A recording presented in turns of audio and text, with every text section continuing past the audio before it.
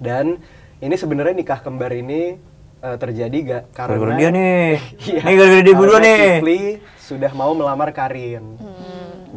Budaya uang panai itu sudah memang ada dari dulu. Tapi kalau nikah kembar sendiri sih aku ada beberapa tapi nggak yang sering banget juga terjadi. 11-12 saya anak bungsu juga jadi relate banget. Nggak ada develop karakter yang gimana karena saya anak bungsu juga.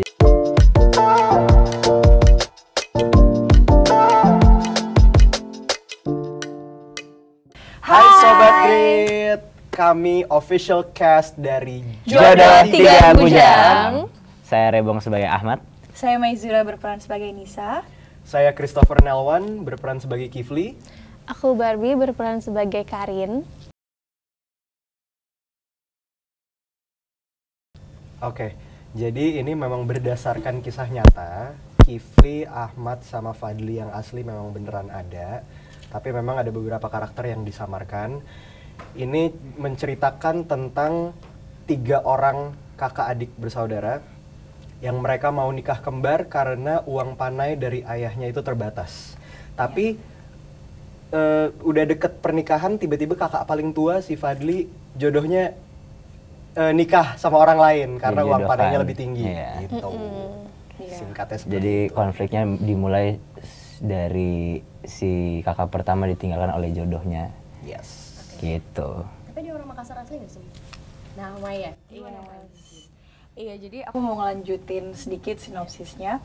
Di tengah kekacauan Fadli harus menemukan pasangan dalam waktu yang singkat. Nanti kita akan melihat dinamika antara cinta, antara ambisi juga, dan loyalitas keluarga gitu. Dan film ini akan mengangkat budaya Bugis, di mana nanti dialeknya kental sekali, terus kita akan melihat kehidupan keluarga Bugis akan seperti apa, tapi masih sangat relatable, masih bisa dirasakan dan akan dekat sekali dengan masyarakat Indonesia dari latar belakang manapun.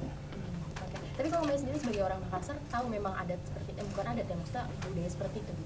Budaya uang panai itu sudah memang ada dari dulu, tapi kalau nikah kembar sendiri sih aku ada beberapa tapi nggak yang sering banget juga terjadi. Jadi memang karena budaya dan karena memang finansial kadang-kadang jadi ya udah nikah kembar gitu. Jujur kalau aku sendiri sih pernah dengar yang uang panai dan segala macamnya. Cuman kalau yang mendalamnya aku baru belajar dari film ini sih, sama pas ke Makassar langsung. Dan kalau untuk nikah kembar sendiri aku juga sebelumnya belum tahu. Ternyata ada terjadi sering gitu. Gitu sih. Oh, saya. Kalau gue sendiri sangat jauh sekali dari budaya, karena gue nggak tahu sama sekali ada nikah kembar, ada uang panai, maksudnya uang panai yang sangat penting di budaya Bugis di Makassar gitu. Pada saat ditawarin, akhirnya ngobrol sama Pak Arfan, director kita. Pak Arfan ceritain semuanya bahwa ini juga dari kisah nyata dan menjelaskan juga budaya di sana seperti apa, dan sangat amat menarik gitu. Walaupun sangat jauh sama gue sendiri, tapi gue tuh sangat suka sama dialek Makassar. Gue suka banget orang Makassar tuh kalau ngobrol gitu. Jadi alasannya sesimpel itu karena gue suka dengan dialek Makassar. Jadi akhirnya menerima proyek ini dan akhirnya belajar tentang budaya Bugis, dialek Makassar, semuanya, bagaimana gue anak Sumatera yang mencoba terlihat believable banget nih menjadi anak Makassar seperti apa gitu. Akhirnya belajar bersama yang lain, sama Maizura nih anak Makassar asli, parah, kacau gitu. Kodong. Gitu. Akhirnya belajar semuanya sampai syutingnya selesai. Akhirnya menjadi cinta juga dengan budaya baru yang dipelajari di sana gitu. Ya, kalau aku menerima project ini karena menurutku Makassar adalah kota yang sangat sentimental buat aku. Aku pernah ada di satu produksi di situ. Ya, maksudnya yang syuting di Makassar juga, dan aku senang banget bisa kembali lagi ke Makassar untuk relive the culture gitu. Oke, nah kita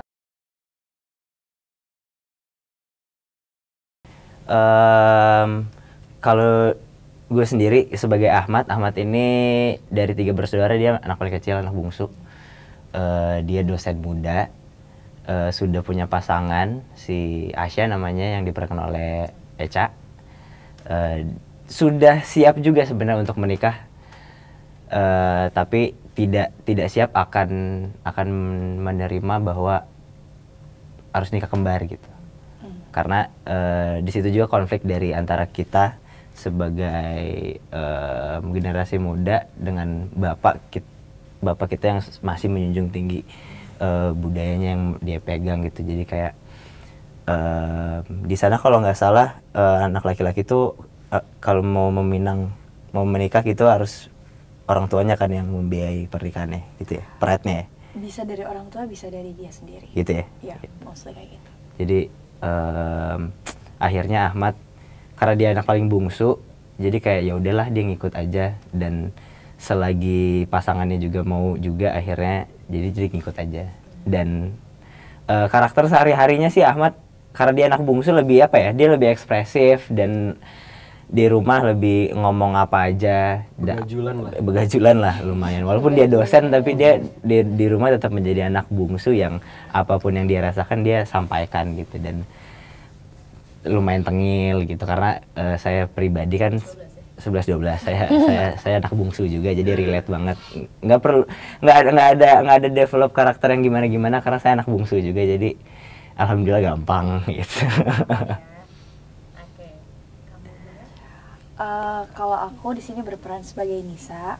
Nisa ini adalah perempuan Bugis yang datang dari keluarga yang masih terpandang di Makassar, di Sengkang, di daerahnya. Dan dia sudah menjalin hubungan sama Fadli 3 tahun.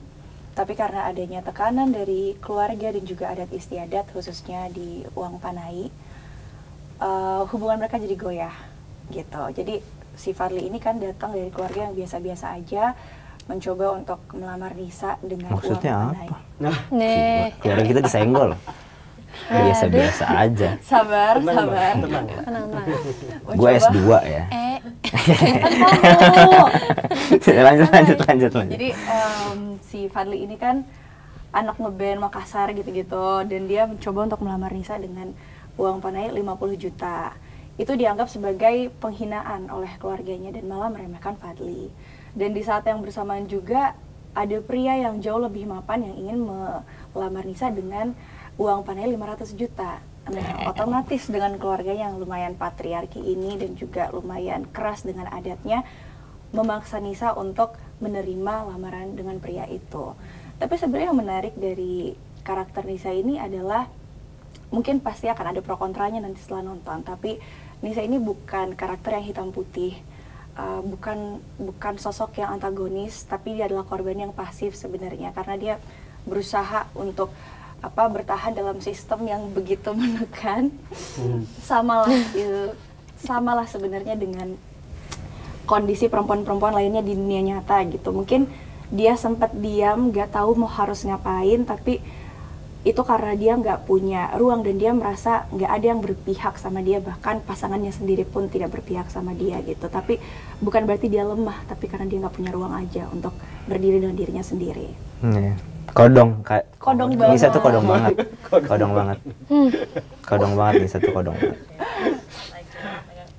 Oke, di sini aku berperan sebagai Kifli.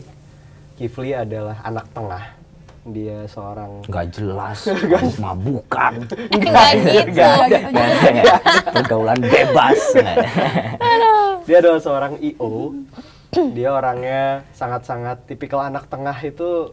Gimana sih, dia selalu solutif, selalu menengahi kakaknya dan adiknya yang sangat dar-der-dor, terus Fadli yang sangat apa-apa dipendem, terus dia nggak tahu mau ngapain. Ini Kifli ini cenderung selalu memberikan solusi kalau misalnya ada masalah di rumah. Dia mungkin jarang ngomong, tapi sekalinya ngomong pasti lumayan sering didengar. Dan ini sebenarnya nikah kembar ini terjadi karena dia nih. Iya, gara-gara dia berdua nih. Kifli sudah mau melamar Karin.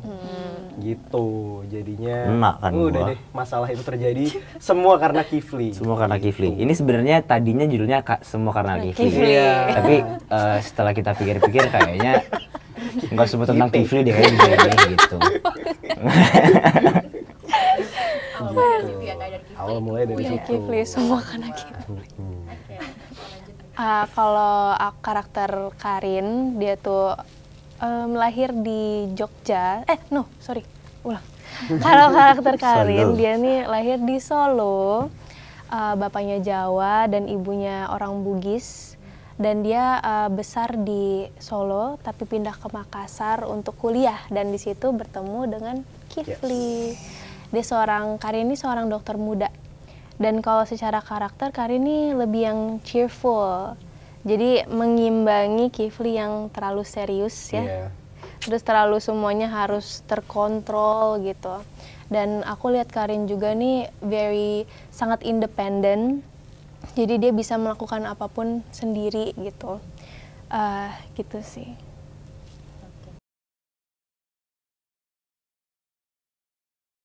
Kesulitan aku mostly di dialek ya. Karena aku orangnya kalau belajar sangat-sangat textbook. Jadi suka takut gitu loh misalnya dikasih line ini. Terus aku tuh takut kalau misalnya dijudge sama orang Makassar asli kayak ini kok intonasinya seperti ini apa segala macam, itu kesulitanku. Tapi kalau misalnya untuk bonding atau chemistry ini tim yang menurut aku paling salah satu produksi yang aku paling senang menjalaninya karena benar-benar kita semua klop, terus sama sama Om Wendy, sama Bu Cut Mini, dan sama cast-cast lain itu semuanya kita klopnya nggak susah. Berarti aman kecuali mungkin dialeknya itu ya. Dialek iya sih untuk kami yang bukan orang Makassar. Kan yang orang Makassar di sini Maizura dan Eca. Yes. Iya. Gitu. Tapi Eca juga jadi kami konsultannya di situ aja sih. Biar orang tuh percaya gitu.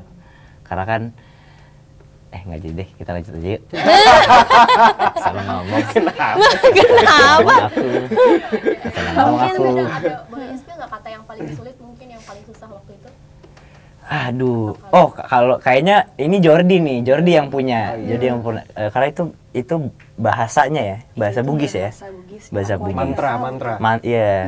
Bahasa Bugis. Kalau kita tetap dengan kata-kata Indonesia tapi dialeknya tinggal penambahan miji gitu-gitu yang Tapi mungkin kalau aku lebih himbuan-himbuannya. kayak karena aku ada aksen Jawa dan Makassar digabungin gitu, jadi pertamanya agak bingung. Tapi untungnya kita juga ada dialect coach juga. Terus dan jujur awalnya aku mungkin karena aku introvert, jadi aku agak takut ini bisa nggak ya menjalin chemistry sama semuanya. Tapi ternyata untungnya semuanya very welcome. tenang aja very kan ada friendly. Abang Kris. Hai. aja. Weh. Iya. Iya. Gitu sih. Ih, kenapa bahasa Indonesia Kak Di? Mana Makassarmu? Tunggu dulu. Aku balik ke Solo dulu nah. Tapi nanti janji nyusulin aku. Janji Kina. Iya. Jawa jadi Makassar. Janji Kina gitu. Tapi logatnya logat Jawa ya. Jawa, tapi ada nah. Ada yang mengalami Ditinggal Bisa nikah di-share? nggak pernah. Nggak pernah sih. Gagal move on juga nggak pernah. keren. Keren. Langsung lihat kanan habis itu. Terima kasih sudah menonton video ini. Jangan lupa subscribe dan aktifkan lonceng notifikasi supaya kamu nggak ketinggalan video terbaru dari Grid.